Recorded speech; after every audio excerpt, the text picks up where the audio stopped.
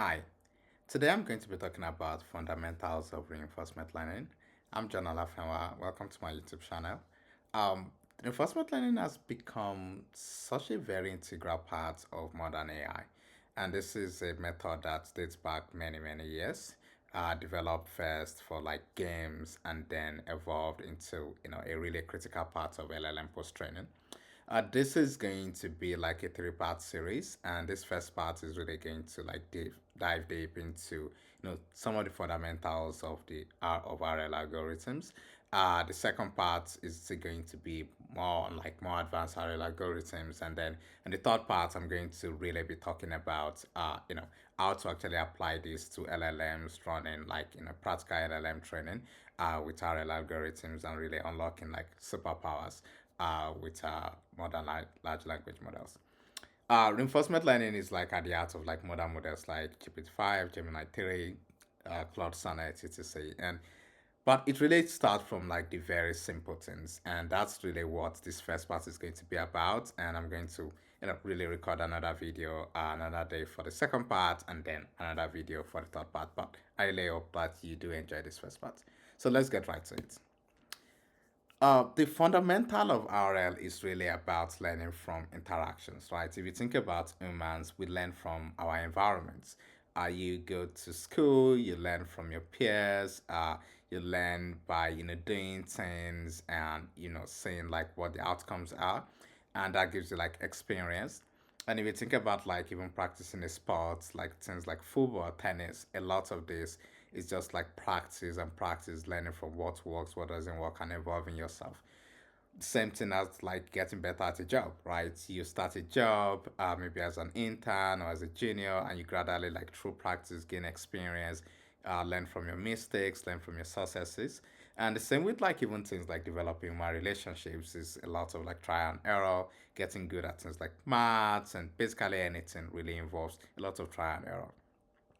And at the core is that you should be able to interact with your environment, learn from what works, and also learn from what doesn't work. And hopefully, next time you try, you are like better at this using this experience. And this is really what RL tries to do as well. An RL, works in a way by which we have like an AI agent, we have an environment. So on the left we have the AI agent, which is the entity. Think about an human as an agent, right, in an environment, and the environment is basically everything that you don't control, right, including other actors in your environment, including the world you live in. Think about a car, for example, as an agent, and then other cars on the road as part of the environment, the road itself, everything basically that you need to interact with is like part of your environment.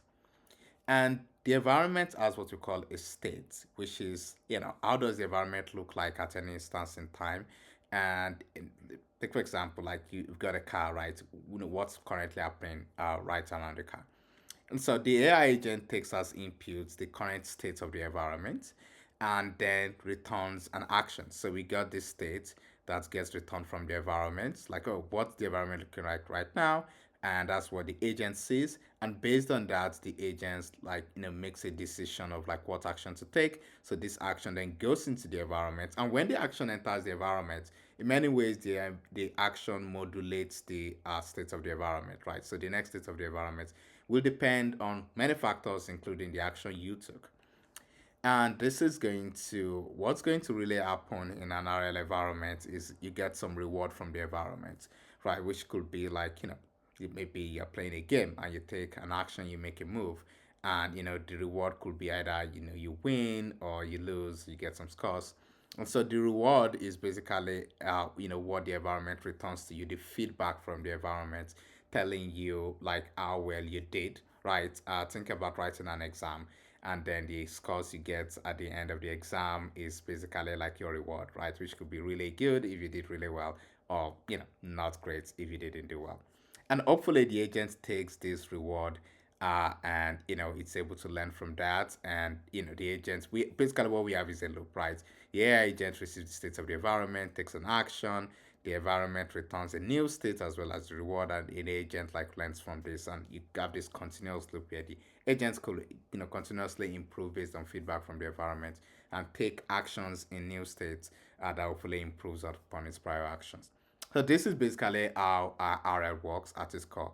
Whether this is classical RL playing games, or even if it's something more complex like an LLM that is like running tools, executing code, and just like taking actions in your environment.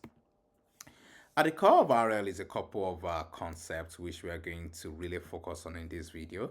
And at the end of this video, we're actually going to like run a practical code example, see how to actually like train an RL model, to like take an action in a very basic environment. So let's think about the policy. The policy is what we'll be calling their agent. You can also call it like a model. It's basically what takes the action in the environment, right? The policy could be your robot, your car, your LLM model, right? GPT-5 could be the policy, Gemini is the policy. So your policy is basically the entity that is like responsible for acting in an environment. And it's usually denoted by with pi. And so what you have examples include like, a neural network that controls a cleaning robot, and an LLM in an agentic loop like GitHub Copilot or Cursor Agent or Codex by OpenAI or Anthropic Cloud Code. And you also have things like maybe the software that controls a driverless car, like the software in Waymo in a Tesla, right?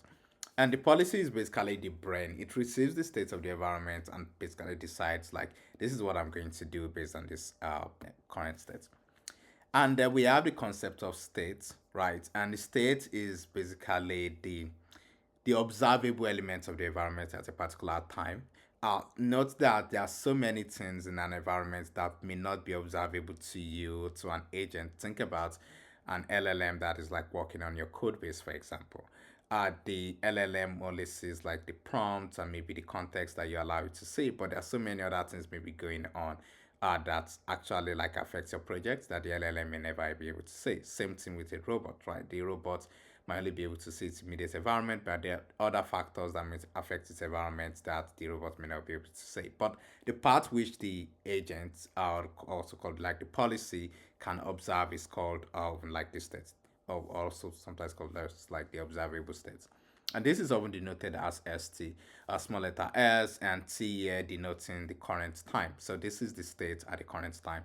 And this is what the policy receives as input. So example is like the picture of a room that needs to be cleaned when you're working with a cleaning robot. Or the current code base that the LLM is working in. So, the context the LLM can gather, as well as like maybe sensor and camera data from the road. So these are all like examples of states. And then let's think about an action. An action is basically what the agent chooses to do in the environment. And this is denoted as AT, A denoting action, and T denoting the current time step. So the current state, the current time step at which the agent is acting, and when it's done, there will be like another time step, which will be like T plus one. And we have pi, remember this is our policy. We have st, which as we showed previously is the current state of the environment. And so we have at, which is the current action is basically a function of the policy and the state. So the policy pi is going to take in the state as input and return the action. So example is like, a robot navigating to a position, right? And the position it should navigate to could be like, the action, or in this particular case, it could really just be what motion the robot should take, right? Would like be the action. Another is like a tool call from an LLM, like an LLM choosing to like, call a grep tool, right? That's like gather context, that's an action. Also like invoking the brake on a driverless car, right? When the car autonomously brakes, that's an action the car takes in response to the state of the environment. And often the action directly influences the state of the state, right? The state of the environment. This is what I wanted to write here. The action directly influences the state of the environment, and so the next state is going to be due to both the policy, and policy decision external factors, where the policy decision is the action here, and so whatever our agent chooses to do is going to determine what the next state will be in many ways. So the next state, st plus 1, is going to be f, where we are using f to denote our environment here. And in is going to take in at, which is also basically equivalent to f pi st, right? Where pi st is of course is at is pi st. So in this case, the next state is basically a function of various things in our environment as well as the action we took. So far we have the state, we have the action, we have the policy, and then the next thing is the reward. The reward is basically what helps our agents like evolve in that environment and like get better. And so it's really the feedback that the environment gives you after you take an action. So if you when you take an action, AT in your environment F, what you get back is ST plus one, which we talked about like previously here, which is the next state, as well as RT, which is the reward at the current state. So, for example, the final score in a game or unit test passing on a code base, right, are like rewards. Our car arrives at a destination without accident, right? That's basically like a reward in many ways. There are also, of course, negative rewards, right, which helps to like shape, like if something fails, then you get a reward of like a negative reward. And so the reward shapes the policy. It's different environments are going to return different kinds of rewards, and the reward is going to really shape how our policy evolves in that environment. And so there are a couple of notations here you should bear in mind, and they really just makes it easy to like work with RL. And this, for example, the environment F, this is like the immediate what the environment operates in. And then we have the state space S. And the state space is really the set of all possible states the environment can take, which is often like infinite in practice, right? This is basically a set comprising of every single way your environment can exist. And of course, in theory, the environment we would like observe would be like a small subset of this. And we have what we call like the state itself, which I already talked about, which is the current state at a time step. Now, this is what we see every time the agent like interacts with the environment. This is ST, which is a subset of S, the set of all possible states. And then we have like policy pi, which we've talked about. That's the AI agent environment operating in the environment. We have action space A, which is the set of all possible actions that the agent can take. This is often finite in practice, and it could be one of a set of discrete actions. For example, for an LLM, this would be typically like the total vocabulary size of the LLM, like what possible tokens could the LLM like predict. And each in a robot, this could be one of maybe a set of like actions that the robot can take. In a game, it could be the set of like possible moves you can make. And in many ways, the action could be a continuous action, where a continuous action is basically like you're outputting some real valued numbers, maybe like the degrees at which you should turn the steering wheel on a car. So that would be typically a continuous action. Or it could be a discrete action, like you need to maybe move left or right. And so that's like two possible actions, right? And so, that's like discrete. And the action AT is just a subset of this. Is like, what did you actually take? So let's say we have our action space as up, down, left, right. In this case, AT could be something like up, right? That's just one out of the total number of actions you could take. We have the reward space, which is the set of all possible rewards the environment can give you, and then the current reward you get is like the is RT. And given all of this, now we have the reward, we have the policy, we have the state. The RLOP is really quite simple, right? If you think about it, what you do is you observe the current state of an environment, and that's ST. And given this, you want to like sample an action from the policy, right? So you want to take an action from the policy. And of course, like like there's like so many possible this does indicates like the set of like all possible like actions you could take. So it's like what action do you take given the current state.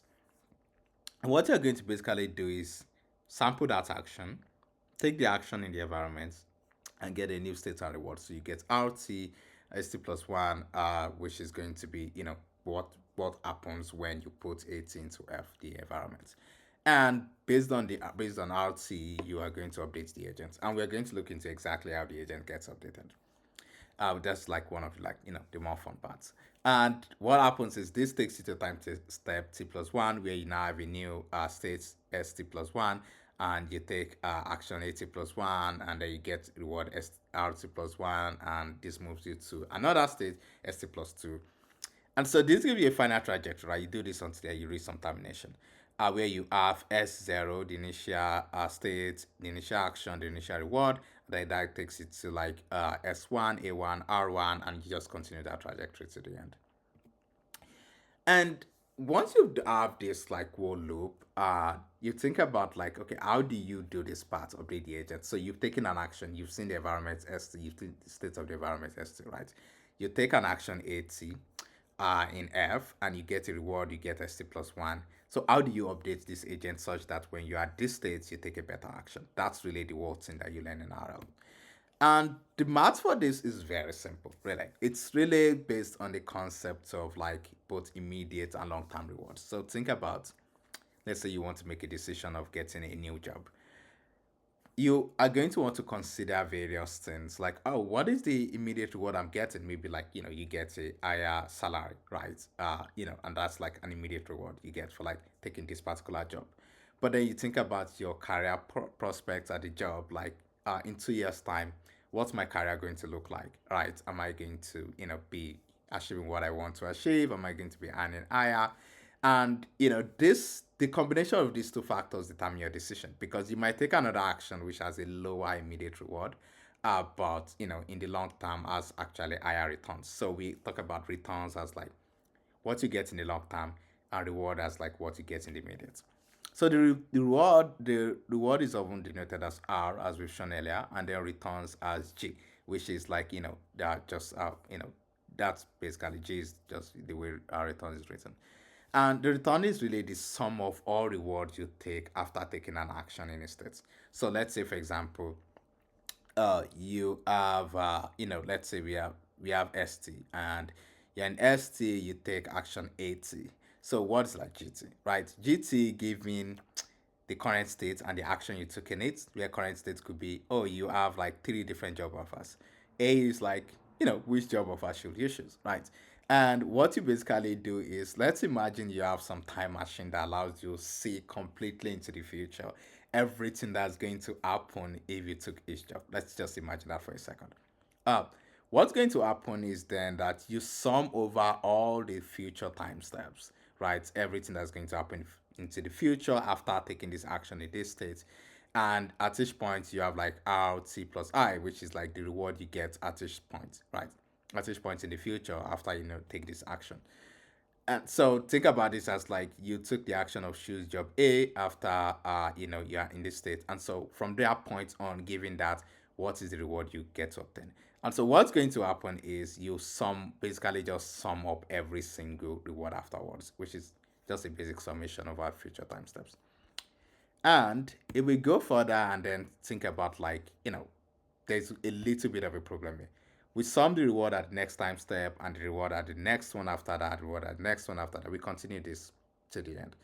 And what's going to happen is, by the way, this is a slightly like not fully correct. This is supposed RT plus 1, RT plus 2. This to be RT plus 3. There's a bit of my latex went wrong here. And so this is to be RT plus 3 and then RT plus n, right up until n. So same thing here again, the latex error here, but kindly ignore that.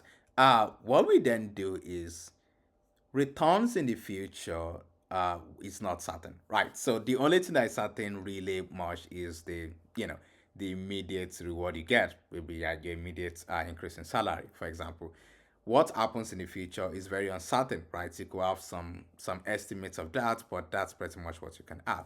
So what we are going to then do is introduce an additional parameter gamma here, where gamma will be I raised to power minus 1, where I is like the future time step. And we're going to use this to like discount the future time steps. And so by setting this gamma and raising it to the time step and like using that to like multiply this value, like we get basically we get a value that enables us discount future rewards such that as we go further into the future, our reward becomes uncertain, and so we want to discount it by that degree of uncertainty. So the reward we get 3 steps on should have like higher value than the reward that we get, 800 steps into the future because we are not quite sure that that's going to happen. So that's basically the whole point of this gamma parameter, raised to power I minus 1. And once you have this, right, you have this gamma parameter to like discount the future because you don't know that it will surely happen. And then you have the immediate rewards There is a very simple algorithm, right, for you to then compute and like update your policy, which is typically going to be a neural network. In a way by which, okay, let's update the parameters of the neural network such that we learn from this interaction, and next time we can do this what we did that worked well, and not do what we did that didn't work well. And so the way to do this is just gradient descent, which is like what's used to like train neural networks. And let's follow this loop. It's like you take an action AT in a state ST, right? By you have your pi, which as what say we have like pi theta, but this are we had it initially, like, and then you get a return GT, right? Which is the sum of future rewards. And what you're going to do is you are going to compute the log probability of your action under the policy. So your policy here is a neural network called pi theta. Where theta here is just the parameters of the neural network, pi is our policy. And we know that we given st, a is going to have some probability under our policy. So for example, let's say you have like a four state problem, right? Up, down, left, right. And what you're going to have is, maybe you took up. Up might have a probability of zero point 0.2 given the state. So if you feed st into pi, you get maybe the probability of 0.24 up. So that's your a. What we want is, compute the log of that. And so what we then do is after we get the log of that, we multiply that by GT, which is the return. And so this enables us to do one simple thing, right? Is that we want to, if an action had a very high return, we are basically going to want to increase its probability. And if an action had very low return, we want to reduce its probability. So it's a very simple trick, right? You multiply, you use the log prob of the action, you multiply it by the return it actually got. So if we are having an action that is like scoring really high and the return is very low, we are basically going to multiply it with a very small return, which will reduce its value, right? And if we have an action that is scoring low but has high return, then this will increase in probability in the next iteration because we are going to basically update our parameters in a direction that increases that action. So it's quite simple. Increase the probability of actions that led to good rewards, aka high returns, and reduce the probability of actions that led to low rewards, aka low returns. And once you have this, the next step is to then just overall the entire trajectory of your agent, you you do this, and you just sum up all like this. You just sum up the log prop multiplied by the return, and you minimize the negative of this. So why do we minimize the negative? Because we want to do gradient descent, right? We want to do, which is basically a minimization problem. But on the other hand, our loss is like we want to maximize the return, right? So in that case, we have a problem, which is that our loss is supposed to, basically the value we want to optimize needs to go up, while our loss, for, graded descent, we need to like minimize. So we just basically, uh, like compute the negative of that, right? And so which allows us, so if you have a value of 2, then you are going to get a loss, a certain loss. And if you have a value of 4, you are going to be minimizing minus 4, which means from an optimization perspective, the value is going down, even though like the actual return is like going up. So it's basically, when you're trying to like hill climb up something like this, you minimize the negative instead. And in practice, we'll do this over a batch where we then have like a batch of episodes, and then we compute like the mean of this. So that is basically the logic, right, of like updating an agent. And I think if you run into any confusion on this, don't worry. I'm going to switch over like to like code implementation and like show you just exactly like how that works in practice. So we are going to want to do something interesting, which is like this cat poll, and I'm going to first of all run this before then showing you what we want the code for this. Um, so if I run this code, what you see. You might not see it fast, but I'm going to just run it again so you could see. Uh, it basically just starts and ends, right? Which is very weird. And what we want to get to is basically, you know, we have this cat pole where uh, it's supposed to be able to like move around it by taking the right action. But as soon as I run it, it stops because it's just at this point untrained. It's random weights in the policy. The neural network is just not predicting anything sensible, and so the cat pole is not able to move, right? And so what we basically do is quite simple. First of all, let's start from the policy. So the policy is going to be a neural network, and the first thing it's going to do is it's going to take in the state dimension.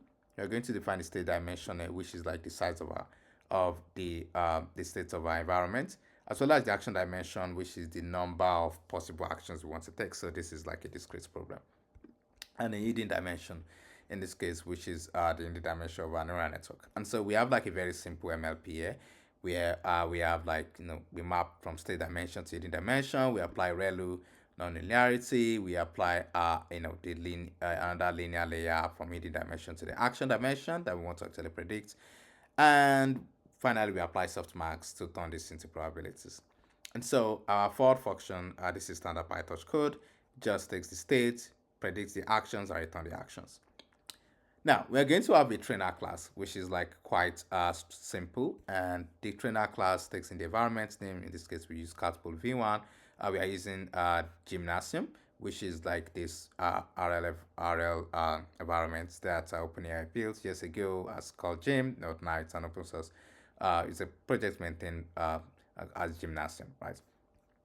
And we're going to use catpool v1 here, and this is just like code to like specify like CUDA, MPS CPU. I'm running a Mac, so I'm going to be using MPS. And we are going to have the state dimension, which is the shape of the states, and we have the action dimension, which is the total number of discrete actions that our agents can take. Then we initiate the policy here with a size of 128. We move the policy to device, and we define the optimizer to be added. So this is a standard PyTorch, and the main differences here is just like, the whole states thing, where we have a state dimension, we have an action dimension. We have some utilities here to save the weights of our model and load the weights of our model. But the real interesting part here is this train function, right? And this train function will allow you to train for a number of episodes, which in each episode, the agent actually, tries to go through the, environment from beginning to the end, and it's going to like receive some rewards. We have this gamma, which is our discounting factor, and then we have, here to like save our weights in save directory. So what we're going to do is we're going to iterate over a number of episodes. In each episode, we store the log probabilities because we're going to need this to like actually compute our equation. And we're going to need the rewards, and because we are going to, of course, need to use this now to update the agent as well. And what we do is we start from the beginning, right? We reset the environment to the starting point, where we have the state and return from environment.reset, and we track if it is done or not, if this episode is done. So we start a while loop, right? While it is not done, we convert the state to a tensor, and then we pass the state into the policy that gives us the probabilities, which could be something like 0. 0.3, 0. 0.7, and then we turn this into a categorical distribution. We sample an action from it, and we compute the log prob of that sampled action. So now we have our log prob, which is what we need to update our agent. So we've gone from like get the state of the environment, pass it into our policy, get the predicted action probabilities, sample this an action from this, get the probability of the action under that policy, and then we store that log prob so that we can use it in computing our loss. Once we have this, right, we have the action predicted by the model, which is also called the policy here. What we then do is we take that action in that environment through this step function, right? And this gives us a new state, transitions to a new state, gives us a reward, and whether this was terminated or truncated. Truncated is like the environment is not like you're not yet done in the environment, but the environment maybe you define a maximum step of you could take so it gets truncated. And what you then do is you pass this, you append the reward to the list of rewards. You update the current state so that it's now, this state equals to the next state. So when you repeat this loop, the state is this next state. And you check whether it is terminated or truncated. If any of this is true, then it is done, so we can stop the loop. So at this point, we have the agent has taken a number of actions, gone through like an entire episode. And at each point, it's like observe the environment, taking an action, and we've stored the reward and the log prop of the actions at each step. So what we're going to then do is compute the returns, which is what happened in the future at each step, right? And to do this is like very simple. We just basically use a reverse transversal of the list. So at each point, we just do the return g should be equal to the return at that time step, the reward at that time step, plus gamma, which is a discounting factor, multiplied by the current g, right? And so we do this, and then we insert this into a list of returns. And so as we do this, it's going to basically build up our returns, because if you take a look at like this equation, right, it's just basically this that we are doing, right? We just like a very clever reverse list. And so this is going to then give us exactly that equation, and then we compute the loss by, iterating over the log prop and the return at each time step, and the return is basically log prop multiplied by GT, which again is, if you think about this, just like this equation is basically what we have in there, the log prop multiplied by GT. And so this gives us the loss, and as in PyTorch, we zero the gradient, and back propagate the loss and take a step on the optimizer. And we also, just for some logging purposes, we compute the total sum of the rewards. We check if the total reward in this episode is greater than the max recorded, and so we save the weights on this. And we also like just log the reward at each time step here. And so this is for the training, and the test also does something very simple, which is just like define a test environment, get the state of the environment, and do a similar loop, except we just take the state, compute the um, compute the predicted actions and from the states and given the policy, and then we take the argmax. So an interesting difference here is that we do take the argmax here, which is basically the action with the highest probability compared to like sampling at training time. And once we take the action with the highest probability, we just simply take that action in the environment, return the next state, and we continue this until termination. And one of the things I did here is like I'm rendering at this point, so you actually see it render out. So what I'm going to then do is uncomment this function, the train function, and I'm going to comment out the I'm going to actually comment out the test and just do training for like 200 epochs. And if I run this, you're going to see the logs over here. So it's created this directory out, and it's going to keep like running, and like you will see the evolution of the rewards as it goes on. And currently our new best reward is 60, is at you know episode 109, where it's called 66. We are at episode 150, where we got a reward of 129, and we are saving like each new best reward.